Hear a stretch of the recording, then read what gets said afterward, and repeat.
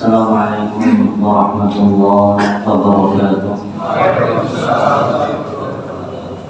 Alhamdulillah hamdan katsiran thayyiban mubarakan fihi kama yuhibbu rabbuna wa yarda. Wassalatu wassalamu ala nabiyyina Muhammadin wa ala alihi wa ashabihi wa man tabi'ahum bi ihsanin ila yaumiddin. Allahumma la sahla illa ma ja'altahu sahla wa anta taj'alul hazna idza syi'ta sahla. Allahumma inna nas'aluka 'ilman nafi'a wa rizqan thayyiban wa 'amalan mutaqabbala. Amma ba'd.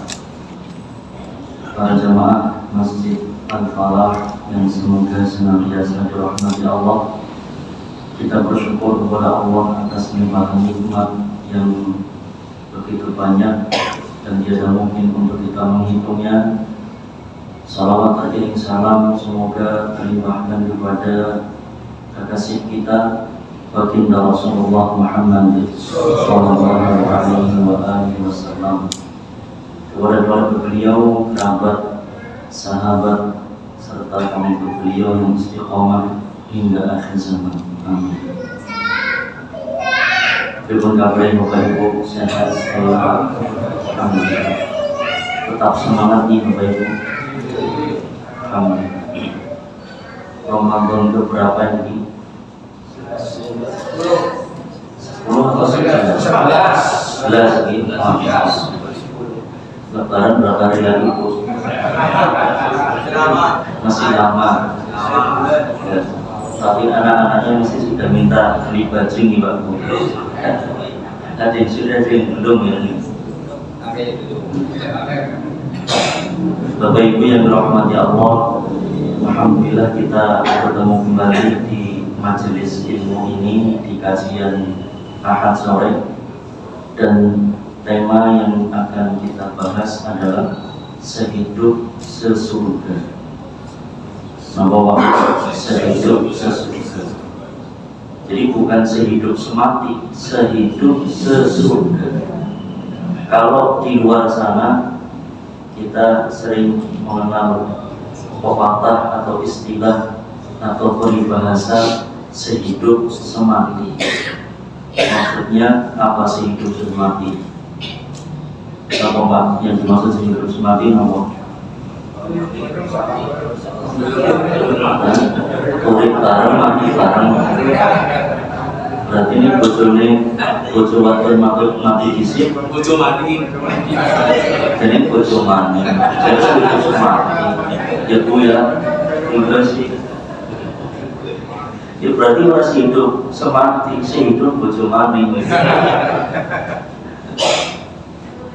Istilah sehidup semati ini ya mungkin orang-orang di luar sana kepingin adanya kebersamaan, tidak hanya saat hidup, tapi ketika mati pun bersama-sama. Nah kita orang Islam itu punya semboyan yang jauh lebih baik dari itu. Itu nopo sehidup sesurga. Sehidup sesurga. Maksudnya bagaimana? Ya di dunia hidup bersama-sama, bahagia. Nanti setelah mati pun tidak hanya mati bareng kemudian bareng-bareng mati. Entah nasibnya bagaimana nggak jelas, bukan. Tapi setelah mati bersama-sama di dunia mati, maka di akhirat berkumpul kembali di mana? Di surga. Nah itu maksudnya.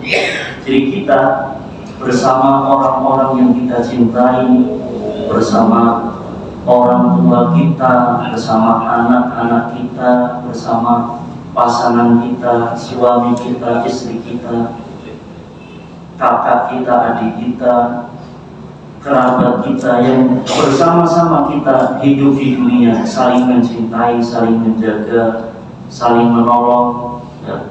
Ini tidak hanya hidup di dunia bersama bahagia, tapi juga di akhirat pun demikian. Itu maksudnya. Nah inilah visi yang sangat jauh, yang sangat visioner. Karena Nabi kita baginda Rasulullah SAW adalah manusia yang paling visioner. Beliau tidak hanya memikirkan masa depan dunia, tetapi masa depan umatnya di akhir. Dan inilah visi yang perlu kita punya dalam setiap keluarga, dalam setiap rumah tangga, dalam setiap tatanan kehidupan bermasyarakat, punya visi kebersamaan, tidak hanya kebersamaan di dunia, namun kebersamaan di akhirat. Bahkan di alam barzakh pun bisa bersama-sama, Pak. Karena kalau kita bicara kebersamaan, hidup itu kan penuh dengan rahasia Allah, betul nih, Pak? Di antara takdir-takdir Allah itu adanya pertemuan, adanya perpisahan. Gimana? Sekarang kita mungkin masih ada yang bertemu dengan pasangan kita, namun suatu saat akan berpisah. Entah salah satu yang mendahului, entah suami atau istri yang mendahului dipanggil menghadap Allah Ta'ala. Jadi hidup di dunia penuh dengan misteri, penuh dengan rahasia. Siapa yang menghadap Allah duluan kita tidak tahu. Namun kebersamaan itu Allah akan berikan bagi orang-orang yang saleh, baik itu di dunia, di alam barzakh, ataupun di akhirat. Mana bukti atau dalilnya? Ketika Imam Ibnu Qayyim rahimahullah, beliau menjelaskan firman Allah Ta'ala di dalam surat An-Nisa ayat 59, yaitu firman Allah Ta'ala, wa may yuti'allaha war rasula fa ulaika ma'al ladzina an'ama Allahu 'alaihim minan nabiyyin was-siddiqin wasyuhada'i was-shalihin wa hasuna ulaika rafiqa. Barang siapa yang mentaati Allah dan Rasulnya, maka dia akan bersama orang-orang yang Allah berikan nikmat kepada mereka dari kalangan para nabi, para siddiqin, para syuhada dan shalihin. Wa hasuna ulaika rafiqa. Dan mereka itulah, empat golongan ini adalah sebaik-baik pendamping. Nah, ketika menjelaskan ayat yang mulia ini kan tafsiran dari ayat ihdinas siratal mustaqim siratal ladzina an'amta 'alaihim. Kita minta kepada Allah agar diberikan jalan yang lurus, yaitu jalan orang-orang yang Allah berikan nikmat kepada mereka. Imam Ibnu Qayyim ini ketika menjelaskan ayat yang mulia ini, beliau menjelaskan di dalam Kitab Ar-Ruh, Kitab Ar-Ruh, lebih tepatnya Kitab Ar-Ruh. Ini beliau menjelaskan tentang wa may yuti'allaha wa rasulahu fa ulaika ma'al ladzina. Ma'a itu kan bersama. Nawa ma'apa artinya bersama. Kalau bentuk masdar atau bentuk kata bendanya ma'iyah itu artinya kebersamaan. Artinya apa? Kebersamaan. Maksudnya kebersamaan orang-orang yang soleh bersama dengan orang-orang yang Allah berikan nikmat dari kalangan nabi, siddiqin, syuhada dan sholihin, itu bisa berlangsung di dunia, di alam barzakh, dan juga di akhirat, di tiga alam. Di mana-mana, di dunia, di alam barzakh, dan di akhirat. Di dunia ini Pak, kita bertemu karena Allah dan berpisah karena Allah. Amin. Semoga termasuk golongan yang nanti dinaungi di naungan arsy pada saat yaumul mahsyar. Amin. Kebersamaan ini di dunia bisa terlaksana jika satu zaman. Namun nanti di akhirat, sebelum ada di alam barzakh, itu bisa bertemu. Sebagaimana kebersamaan di dunia itu rahasia dan kehendak Allah, di alam barzakh pun kebersamaan itu adalah rahasia dan kehendak Allah. Bisa bertemu.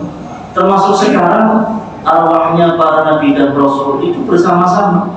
Arwahnya para syuhada, para siddiqin dan orang-orang soleh ini di alam barzakh mereka bersama-sama di tempat yang namanya Illiyin. Namanya apa? Illiyin. Dan nanti di akhirat itu juga bersama-sama di dalam surga. Kebersamaan ini adalah rahasia dan kehendak dari siapa? Allah Ta'ala. Ini kebersamaan bersama orang-orang soleh, entah itu dari kalangan keluarga yang dicintai, yang dikenal, ataupun dari kalangan yang tidak dikenal. Kalau kita bicara saudara sesama muslim, kita dengan saudara yang di Palestina, di Suriah, di Yaman, saudara bukan bapak. Saudara sekalipun tidak kenal. Apalagi wabil khusus dari kalangan kerabat dekat kita yang kita kenal, yang kita bersama di dunia. Istri kita, orang tua kita, anak-anak kita, mertua, mantu. Bisa tidak kita bareng di alam barzakh dan juga di akhirat? Insya Allah bisa. Bisa. Dan itulah bentuk nikmat Allah yang luar biasa. Kalau penjelasan ini ada di kitab Ruh, dijelaskan oleh Imam Ibnu Qayyim rahimahullah. Dan masih juga penjelasan dari Imam Ibnu Qayyim rahimahullah. Namun di dalam kitab yang lain, kitab yang khusus menjelaskan tentang surga, yaitu kitab yang berjudul Hadil Arwah ila Biladil Afrah. Ini kitab khusus yang dikarang oleh Imam Ibnu Qayyim yang menjelaskan tentang keindahan surga. Beliau menyebutkan di dalam kitab tersebut yang intinya bahwa orang-orang yang saling mencintai di dunia ini, dari karib kerabat, keluarga, sanak tauladan dan yang lainnya, hande tolan, itu semua bisa bertemu di surga kelak, bisa bareng. Bahkan Pak, ya, dalil-dalil yang banyak itu menunjukkan ketika nanti keluarga itu kumpul di surga kelak, itu saling memberikan syafaat antara satu dengan yang lain. Saling memberikan syafaat antara satu dengan yang lain. Jadi tidak hanya saling berkumpul, tapi saling memberikan syafaat. Mulai dari apa? Mulai dari misalkan ada orang tua yang divonis masuk neraka. Bisa jadi anaknya diberikan izin oleh Allah untuk masuk surga. Anak itu yang nanti akan memberikan syafaat untuk orang tuanya agar apa? Agar selamat dari api neraka. Atau sebaliknya, ketika orang tuanya yang masuk surga, anaknya kok ditakdirkan masuk neraka, maka yang memberikan syafaat siapa? Orang tua untuk anak. Atau antara suami istri, antara kakak adik, kalau salah satunya masuk surga dan satunya di neraka, maka yang masuk surga ini akan menyelamatkan, akan memberikan syafaat bagi siapa? Suaminya atau istrinya atau saudaranya yang awalnya divonis masuk neraka, akhirnya tidak jadi masuk neraka, atau yang harus terpaksanya masuk neraka akan dikeluarkan dari neraka dan masuk surga. Dalil-dalilnya banyak sekali, ya. Dan ketika di surga pun itu saling memberikan syafaat dengan mengangkat derajat surga mana yang paling tinggi di antara mereka. Saya sebutkan salah satu contoh hadis yang menjelaskan anak itu menyelamatkan orang tua. Di dalam hadis yang sahih riwayat Imam Muslim dari sahabat Abu Hurairah radhiyallahu anhu. Sahabat Abu Hurairah ini kan sahabat yang dikenal paling banyak menghafal hadis-hadis Nabi Shallallahu Alaihi Wasallam. 5.000 lebih hadis Nabi yang beliau hafal. Suatu ketika sahabat Abu Hurairah ini takziah. Takziah berarti ada yang meninggal. Takziah ke salah seorang tabi'in, di mana yang meninggal itu anaknya yang masih kecil, buah hatinya. Ketika datang ke sana, sahabat Abu Hurairah takziah datang dan pihak keluarga ini menyampaikan kepada sahabat Abu Hurairah, karena mereka paham betul bahwa sahabat satu ini paling banyak menghafal hadis.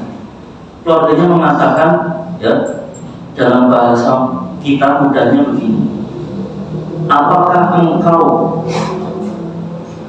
mengetahui hadis dari Nabi SAW yang bisa menghibur kami? Sungguh kami sudah kehilangan buah hati kami, anak yang kami sangat cintai. Adakah hadis yang bisa menghibur kami? Sahabat Abu Hurairah radhiyallahu anhu mengatakan, ya, na'am, aku punya hadis itu. Jadi ada hadis yang menjelaskan tentang hal tersebut. Yaitu apa? Beliau menjelaskan sabda Nabi SAW, dan ini derajatnya sahih riwayat Imam Muslim. Baginda Rasulullah SAW sabdakan, sigharuhum ta'amisul jannah, yatalaqqa ahaduhum abahu aw abawayhi fayakhudhu bi thawbihi aw thawbayhi fala yantahi aw fala yatanaha hatta yudkhilahu Allahu wa abawayhi al-jannah. Yang artinya sigharuhum ta'amisul jannah.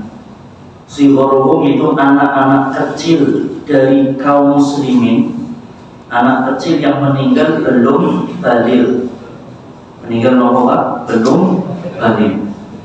Itu da'amisul jannah, itu menjadi da'amisnya surga. Da'amis itu kalau bahasa Arab itu jamak dari da'mus.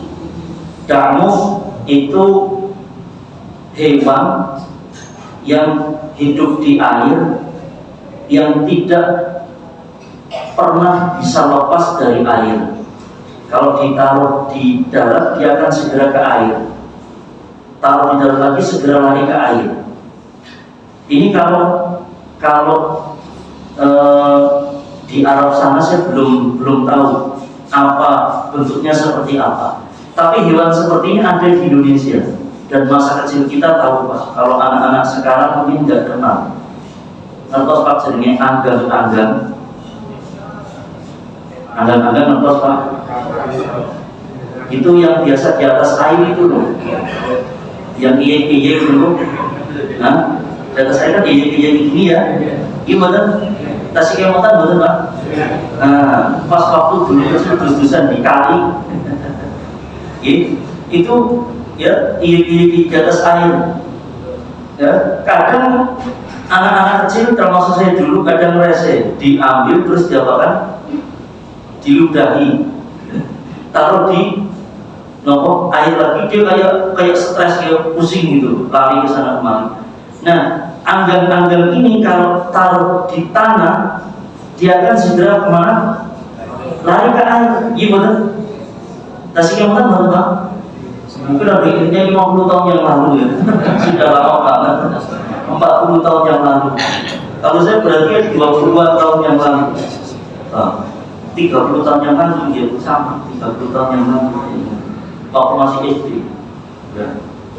Anggang-anggang ini hewan yang hidupnya di air, tidak bisa lepas dari air, taruh di darat ya lari lagi ke air.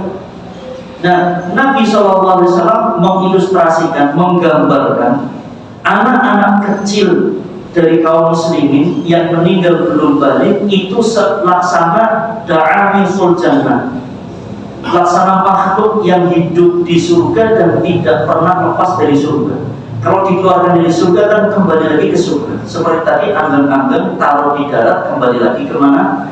Air. Ibu, ada gambaran nih Pak?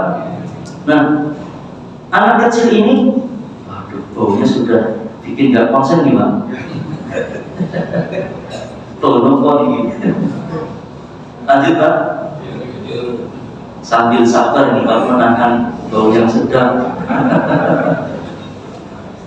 Anak kecil dari kaum muslimin yang meninggal belum balik itu akan menjadi ahli surga yang tidak akan pernah lepas dari surga. Nah, ketika mereka itu tahu bahwa ibunya kok tidak masuk surga, mereka keluar dari surga. Kemudian mencari kedua orang tuanya, dicari dari sekian banyak miliaran manusia. Dari manusia yang berbondong-bondong, ada yang digiring ke surga dan ada yang diarahkan ke surga, ada yang digiring ke neraka. Dicari kedua orang tuanya sampai ketemu. Fayakhudhu bitaubihi au bitaubihi. Ya, maka dipegang baju atau tangan, ini ada dua riwayat. Dipegang tangan kedua orang tuanya dan tidak akan pernah dilepaskan. Satunya pegang ayahnya, satunya pegang ibunya. Tidak akan pernah dilepaskan pegangan tangan itu dari kedua tangannya ini, hatta yudkhilahullahu wa abawaihi al-jannah, sampai Allah masukkan dia dan kedua orang tuanya kemana? Ke surga. Masya Allah. Ini syafaat dari siapa? Anak untuk orang tua. Yang awalnya orang tua divonis masuk neraka, ternyata anaknya itu dimasukkan ke dalam surga. Dicari kedua orang tuanya. Ada juga nanti di surga, ya, syafaat ketika di surga itu saling berkumpul antara orang tua dengan anak, suami dan istri. Itu nanti, ya, untuk menyempurnakan nikmat Allah kepada orang-orang yang beriman. Itu Allah yang maha luas rahmatnya, Allah akan berikan izin syafaat kepada siapa saja yang tingkatan surganya paling tinggi untuk mengangkat yang lainnya agar sampai ke tingkatan tertinggi tersebut. Andai kata orang tuanya surganya lebih tinggi dari anak itu diangkat agar bareng-bareng bersama orang tua. Karena biar apa? Biar orang tua tidak kepikiran itu anak saya surganya lebih rendah. Dia tidak kepikiran. Atau sebaliknya, kalau surga yang lebih tinggi itu adalah anaknya, maka orang tuanya diangkat ke tingkatan surga anaknya, biar bersama-sama di tempat yang paling tinggi. Ada beberapa ayat Al-Quran yang menjelaskan tentang hal tersebut. Di antaranya di dalam surat At-Tur ayat 21. Surat nomor At-Tur ayat 21. Allah Ta'ala firmankan, walladzina amanu, dan orang-orang yang beriman, wattaba'athum dzurriyyatuhum, dan orang-orang yang beriman yang diikuti oleh anak cucunya, keturunannya. Diikuti dalam apa? Dalam hal keimanan. Wattaba'athum dzurriyyatuhum biimanin, yang mengikuti dalam hal keimanan, dalam hal kesolehan. Jadi ada orang tua dan orang yang soleh, anak cucunya mengikuti dalam hal keimanan. Namun ternyata di surga itu ketika masuk bareng-bareng, itu tingkatan surga orang tua itu lebih tinggi dibanding anak cucunya, dibanding keturunannya. Maka apa yang Allah Ta'ala akan lakukan, ya, alhaqna bihim dzurriyyatahum, maka Allah akan ikutkan keturunannya itu kepada orang tuanya. Kalau mbah buyutnya ada di surga Firdaus, maka anaknya, cucunya dan cucu buyut dibareng-barengkan diangkat ke surga Firdaus. Masya Allah. Alhaqna bihim dzurriyyatahum, alhaqna bihim dzurriyyatahum wa ma alasnahum min 'amalihim min syai', dan itu tidak sedikit pun mengurangi tingkatan surga orang tuanya. Orang PD ini diangkat kemudian mengurangi jatah kenikmatan orang tua, boten sama sekali, Pak. Luar biasa. Jadi dalam hal kebaikan itu bagaimana efeknya terasa. Orang tua bisa mengangkat derajat surga anak cucunya. Dan alhamdulillah sebaliknya bagaimana, Pak? Ya. Kullu mri'in bima kasaba rahin. Adapun dosa itu tidak pengaruh kepada orang tua ataupun anak. Jadi misalkan kalau tadi di dalam surga itu kebaikan orang tua atau kebaikan anak itu bisa mengangkat orang tuanya atau anaknya kepada tingkat yang lebih tinggi. Dan sebaliknya, kullu mri'in bima kasaba rahin. Adapun keburukan ataupun dosa itu tidak berefek kepada orang tua ataupun anak. Jadi ketika ada salah satu anggota keluarga yang punya dosa, punya kesalahan, itu tidak kemudian semuanya atau yang lain ikut menanggung dosa, tidak. Ini bentuk luar biasanya nikmat Allah Ta'ala. Jadi kalau kebaikan, yang lainnya ikut apa? Merasakan. Kalau dosa tidak, itu luar biasa. Ini bentuk di antara pembuktian di dalam hadis qudsi, inna rahmati sabaqat ghadabi. Sesungguhnya rahmatku, kata Allah, mendahului amarahku. Jadi nanti, Pak, ya, saling mengangkat satu dengan yang lain.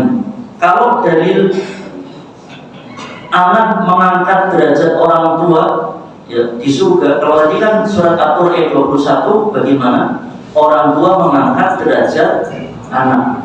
Kalau sebaliknya anak mengangkat derajat orang tua, itu diantaranya disebutkan di dalam hadis yang derajatnya hasan riwayat Imam Ahmad dari sahabat Abu Hurairah radhiyallahu anhu. Bagaimana hadis tersebut?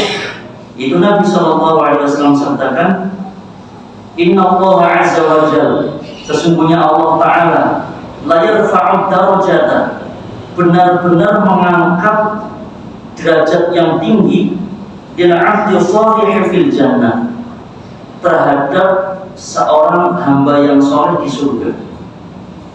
Ada seseorang yang dimasukkan surga oleh Allah Ta'ala di derajat yang tinggi, padahal orang ini merasa amalnya biasa-biasa saja. Sampai orang ini heran, kok derajat surganya tinggi sekali. Fayaqulu, orang tersebut sampai terheran-heran dan bertanya kepada Allah, Ya Rabbi, anna li hadhihi, wahai Rabbu, ya Allah, kok bisa aku dapat derajat surga yang begitu tinggi? Apa jawaban Allah Ta'ala? Fayaqulu, maka Allah Ta'ala menjawab, bistighfari waladikalak, dengan sebab istighfar anakmu terhadap dirimu. Subhanallah. Jadi anak yang beristighfar untuk orang tua itu bagian dari syafaat. Tidak hanya meringankan siksa di alam barzakh. Jadi kalau orang tua itu sudah meninggal, Pak, doanya anak itu fungsinya, kalau orang tua itu sedang di dalam nikmat kubur, akan ditambah nikmatnya.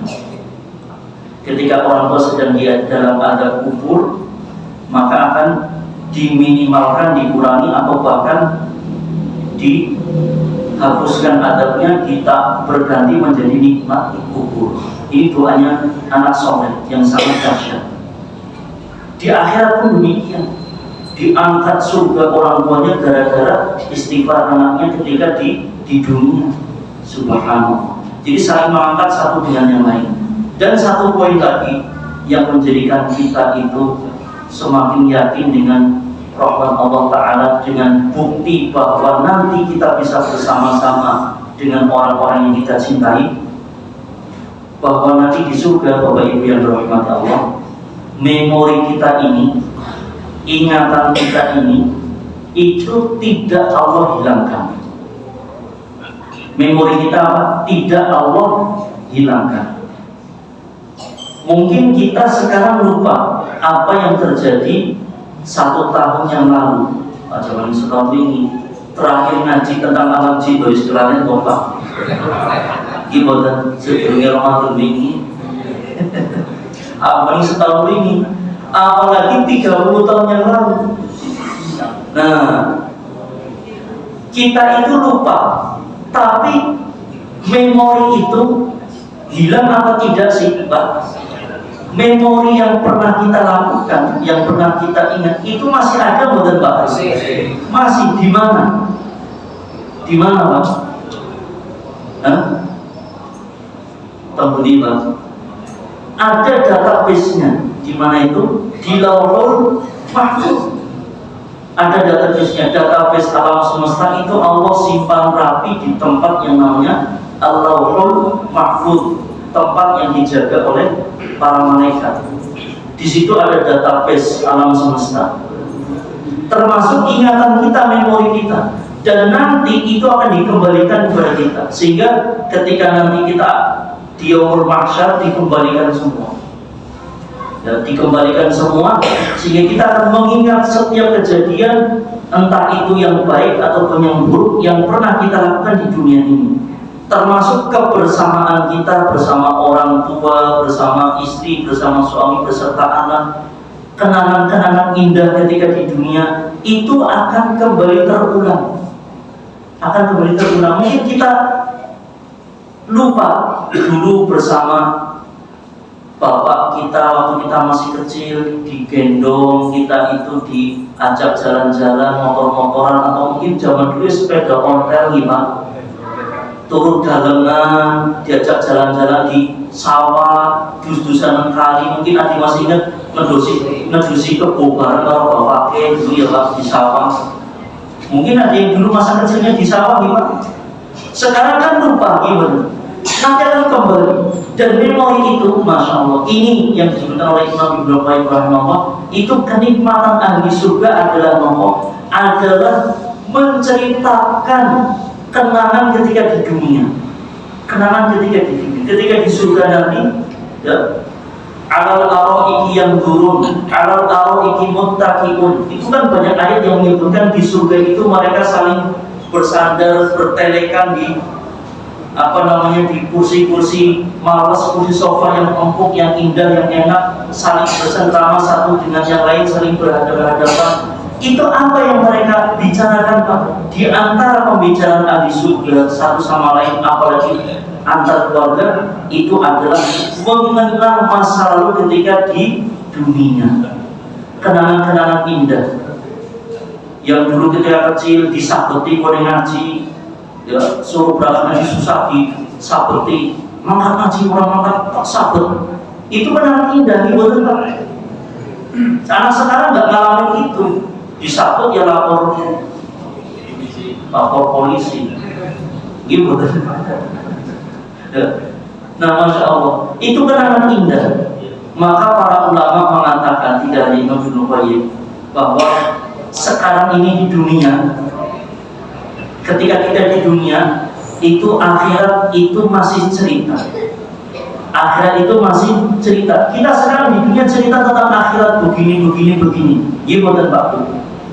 Tapi nanti ketika sudah terjadi hari kiamat dan ahli surga sudah masuk surga, ahli neraka sudah masuk neraka, itu sudah semua sudah terjadi. Maka ketika itu dunialah yang tinggal cerita. nanti ahli surga akan cerita bagaimana dulu ketika di dunia. Jangankan nanti di surga Pak, besok itu kalau lebaran gimana?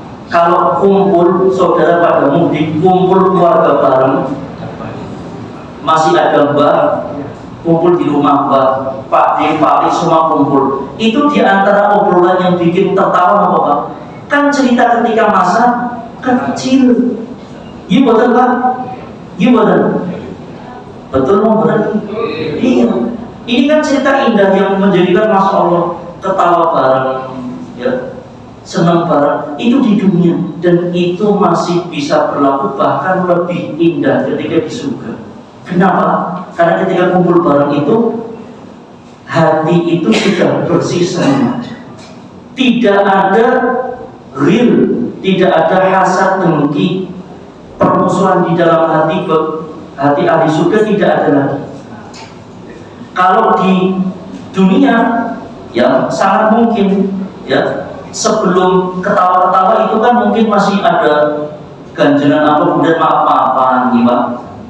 Kemudian cerita ketawa tadi. Habis itu mungkin ya yang mertua dengan mantua itu ada masalah ya nanti ada lagi. Padahal tembe maaf-maafan. Itu di dunia, di akhirat tidak. Jadi begitu indah kehidupan di sana dan kebersamaan di surga itu bisa. Nah, tinggal bagaimana cara kita untuk meraih kebersamaan di surga, sehidup sesurga. Itu. Sampai sini ada gambaran Bapak Ibu. Ada gambaran ini. Maka ini yang bisa menjadi motivasi bagi kita dan kita perlu punya visi. Kita bareng-bareng bersama orang tua, istri, suami, anak, keluarga itu bareng-bareng masuk surga, sehidup sesurga. Dan itu insya Allah bisa dilakukan. Bagaimana caranya? Ayo kita bahas bareng-bareng. Dari sekian banyak kiat, maka saya simpulkan, saya ringkaskan ada 6 ya, ada 6 kiat ya, kita akan jelaskan secara singkat. 6 kiat ini yang sebagiannya sudah kita pahami namun terus kita ulang karena yang namanya hal-hal baik itu harus diulang Pak. Kiat bagaimana agar kita bisa sehidup sesurga dengan orang-orang yang kita cintai. Nomor 1 adalah kita menanamkan tauhid di dalam kehidupan keluarga. Nama Pak? Menanamkan tauhid dalam kehidupan keluarga. Kita tidak bahas tentang pentingnya tauhid, itu sudah sering dibahas. Bahkan ketika kita bahas tentang alam jin pun itu bagian dari akidah yang perlu diluruskan. Bagaimana kita bertauhid kepada Allah dan bagaimana sikap kita terhadap alam jin, itu bagian dari tauhid. Yang akan kita ulang di sini adalah kenapa kok nomor 1 selalu tauhid? Bahas apa nomor 1 tauhid? Bahas itu nomor 1 tauhid. Iya, tauhid itu adalah kunci kebahagiaan dunia dan akhirat. Dan ini harus diulang-ulang. Kalau sesuatu diulang-ulang terus Pak, itu lama-lama masuk sampai ke alam bawah sadar. Gimana Pak? Masuk sampai alam bawah sadar. Pengen bukti, coba panjenengan pasti langsung ingat Indomie. Kenapa langsung semua kompak jawab? Kenapa? Dari kita kecil, gitu kan? Dari zaman dulu TV itu masih hitam putih, ya dari dulu disetel Indomie. Saudara, ini buatan promosi nih, maaf ini sekedar contoh mawon, gitu. Kenapa? Itu sudah masuk alam bawah sadar. Sampai ke warung saja tuh kuning Indomie padahal yang dibeli yang lain ada ABC, mie ABC, mie salam, ada yang lain-lain. Gimana? Itu masuk alam bawah sadar. Ke warung tuh kuning apa Pepsodent padahal dibeli close up. Bilangnya Pepsodent. Kenapa? Di sini tuh yang tertanam apa? Pepsodent. Ya. Beli Rinso padahal yang dibeli B29. Karena yang di sini tuh apa? screenshot di alam bawah sadar yang terus diulang-ulang, akhirnya tidak terasa ketika mendengar sesuatu, oh ya ini, langsung refleks.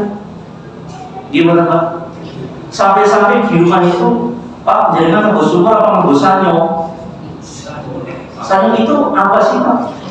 Merek apa? Gimana? Itu kan jeneng apa Pak? Maksudnya pakai sak sumur timba apa nganggo dragon itu nopo kan juga yang pompa tinggi, pompa apa nih? Dragon pompa kan dari kecil dragon jadi nganggo timba apa dragon apa sanyo, karena dari dulu yang dikenal pertama kali dragon sama sanyo. Padahal kan pompa jenenge apa sih ya? Kilo Pak, pompa kontel ya, sama pompa mesin. Nah itu, karena itu yang diulang-ulang terus sehingga masuk ke dalam alam bawah sadar kita. Tidak sadar kita tuku dragon padahal mereknya bukan dragon, tuku sanyo padahal mereknya bukan sanyo. Gimana? Nah itu saja dalam kehidupan dunia bisa. Maka tauhid harus lebih dari itu Pak. Sampai kita mati harus kita bawa. Kadang ada mimpi tuku dragon, mimpi tuku sanyo, sampai bawa ke alam mimpi. Masa tauhid kalah? Tauhid harus diulang-ulang terus sampai kita masuk ke alam mimpi, ke alam barzakh, dan terbawa sampai alam akhir. Bahwa tauhid itu harus tertanam kuat di dalam hati. Nomor satu. Nomor dua, yaitu bagaimana ya mengajarkan ibadah sesuai tuntunan Rasulullah SAW di dalam keluarga. Ini penting juga. Ini penting. Kenapa Pak? Karena kalau ada keluarga kita yang mengamalkan ibadah belum atau tidak sesuai dengan tuntunan Nabi SAW, khawatir Pak, amalnya tertolak. Karena Nabi sendiri sudah menjelaskan sallallahu alaihi wasallam, "Man 'amila 'amalan laisa 'alaihi amruna fahuwa raddun." Barang siapa mengamalkan sebuah amalan yang tidak ada tuntunannya dari kami, maka itu akan tertolak. Dan ketika di proses hari akhir Pak, itu di telaga, itu ada kaum muslimin yang ada bekas wudu. Nabi menunggu mereka, tapi ketika sudah dekat diusir oleh para malaikat. Allah musir mereka, perintahkan malaikat untuk mengusir. Nabi komplain, ya Rabbi innahum ummati, wahai Rabb, mereka adalah umatku. Tapi Allah Ta'ala menjawab, ya Muhammad innaka la tadri ma ahdatsu ba'dak. Wahai Muhammad, engkau tidak tahu apa yang mereka ada-adakan sepeninggal engkau mati. Setelah Nabi wafat, ada umat Nabi yang berubah-ubah ajaran Islam. Mendengar ini, Nabi SAW tidak bela mereka. Bahkan Nabi mengatakan surqam. Kalau begitu jauhkan mereka. Diusir dari telaga, mereka muslim. Makanya ayo untuk kesempurnaan kita masuk surga, biar nanti tidak terhambat atau tidak tertunda, maka amalan kita, puasa, sholat, zikir, dan amalan yang lain itu sesuai tuntunan Nabi Sallallahu Alaihi Wasallam. Nanti masa konsentrasi nih Pak, saya cepat nih Pak. Yang buatan pakai sebelum pecah konsentrasi. Nomor 3 saya percepat. Dan waktu tinggal sedikit nih. Nomor 3, menegakkan sholat.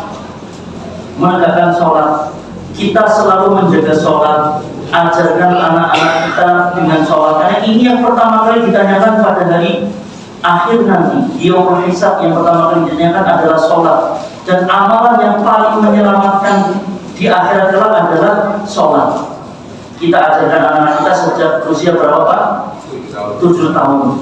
Dan boleh dihukum ketika usia berapa? 10 tahun. Itu nomor 3. Kita tegakkan sholat. Dan kita sabar di dalam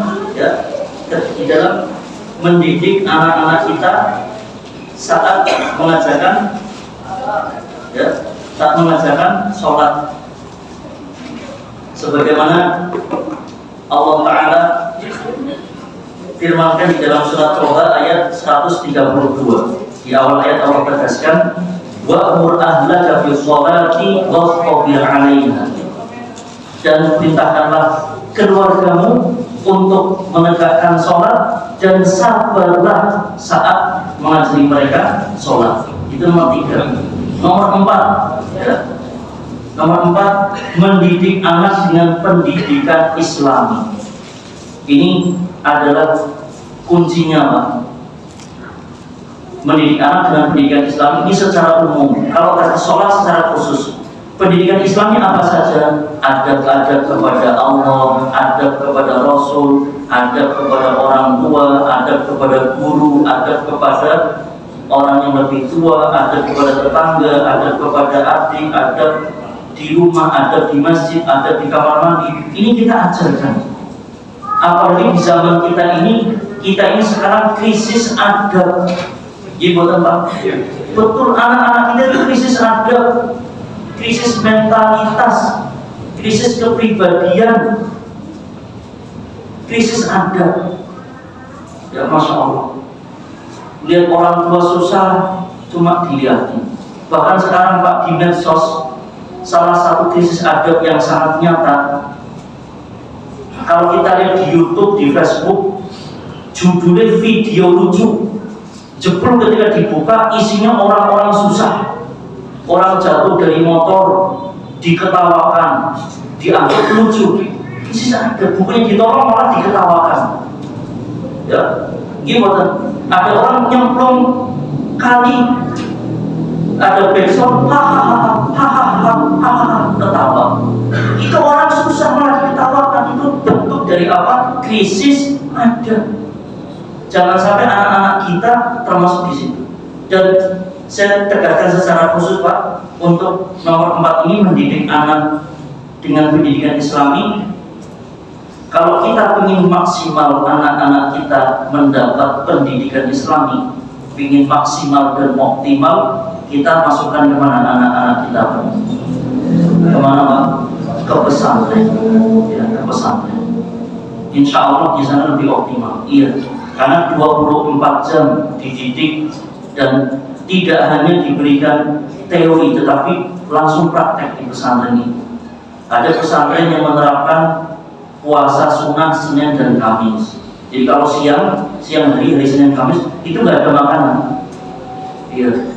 Dan banyak yang lain. Intinya kita mungkin di rumah tidak bisa mendidik maksimal dan optimal karena kesibukan ini dan itu, istri pun repot di rumah. Ayo masuk ke pesantren. Namun kewajiban utama itu ada pada orang tua, bukan di pesantren. Kewajiban utama pesantren hanya membantu. Niku. Dan yang ketiga, berapa?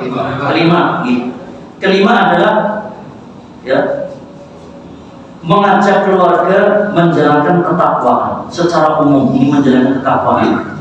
Dalilnya surat At-Tahrim ayat 6. Ya ayyuhalladzina amanu qu anfusakum wa ahlikum naro. Wahai orang-orang yang beriman, jagalah kalian dan diri kalian dari api neraka. Maksudnya menjaga dari api neraka adalah mengajarkan ketakwaan, memerintahkan ibadah dan mencegah dari kemaksiatan apapun bentuknya. Dan kita selalu terapkan itu di rumah kita. Ya. Secara umum ketakwaan apa saja kita ajari, puasa, ajari sholat, itu dari kecil. Dan Pak, penting sekali kalau kita kepingin anak kita, cucu kita, keponakan kita itu nanti masuk pesantren, itu siapkan dulu dari rumah. Siapkan apa, Pak? Kemandiriannya, kepribadiannya, kedewasaannya, biar nanti ketika di pesantren tidak bikin repot pesantren dan tidak bikin masalah, entah masalah di anak ataupun masalah ke pesantren. Banyak orang yang kepingin memondokkan anaknya di pesantren, tapi bagaimana? Di rumah belum disiapkan. Akhirnya di sana bagaimana? Kasihan anaknya, makannya masih pilih-pilih. Di pesantren akhirnya makan seadanya susah. Akhirnya anak nggak betah. Kenapa? Karena belum disiapkan. Jelas Pak Ki? Kurang berapa menit Pak? Kurang berapa menit? 6 menit. Berarti pas.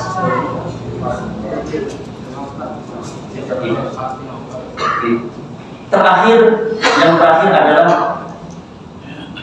jika kita punya visi ke depan sehidup sesurga dengan keluarga, dengan orang-orang yang kita cintai, maka kita perbanyak doa, ya, memperbanyak ngomong, memperbanyak doa.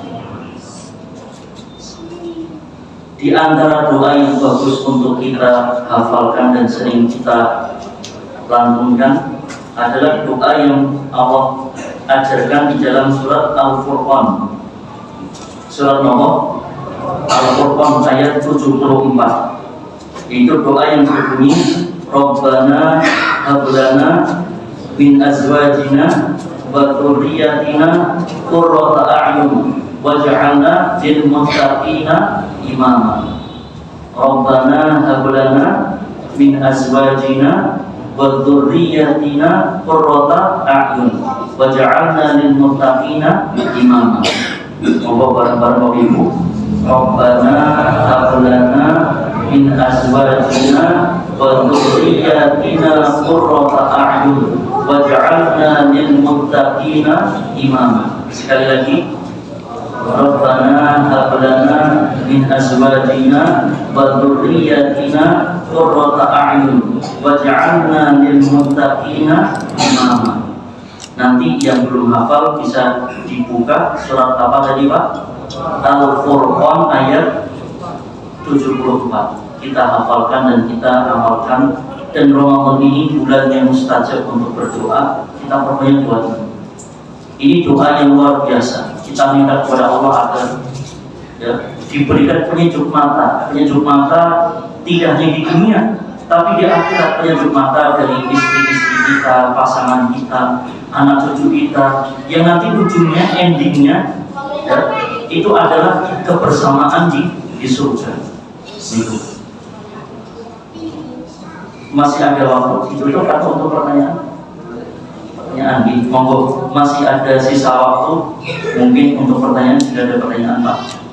Monggo, silakan. Sudah ada 4 menit. Berjauh saya sekarang. Selamat datang.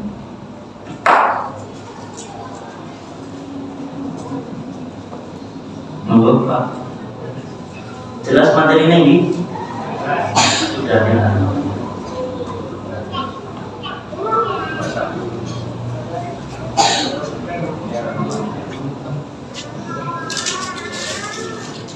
Ini kalau di aplikasi sebentar. Bagaimana? Cukup tahu Pak? Pun bukan fokus Pak. Percuma, untuk pertanyaan percuma Pak. Ibu, jujur gimana? Monggo kita tutup awal dengan doa kafaratul majlis. Subhanallah. Baik, saya kembalikan kepada Bapak Penawar. Assalamualaikum warahmatullahi wabarakatuh. Dengan Bapak Ibu dengan berdia sampai nanti sehidup surga. Mudah-mudahan kita, keluarga kita dikuburkan oleh Allah Subhanahu Wa Taala dalam surga yang penuh kenikmatan. Amin ya rabbal alamin. Kemudian terima kasih semuanya. Untuk sekali lagi kami beritahukan untuk sementara batal puasa atau buka pertama dengan kurma ini. Nanti setelah sholat maghrib bisa bapak ibu maju di sebelah selatan masjid untuk tempat buka bersama. Demikian.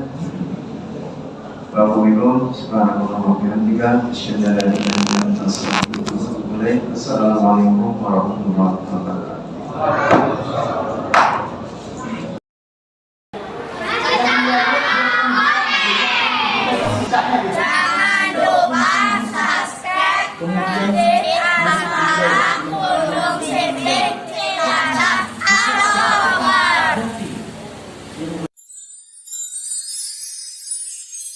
Subhan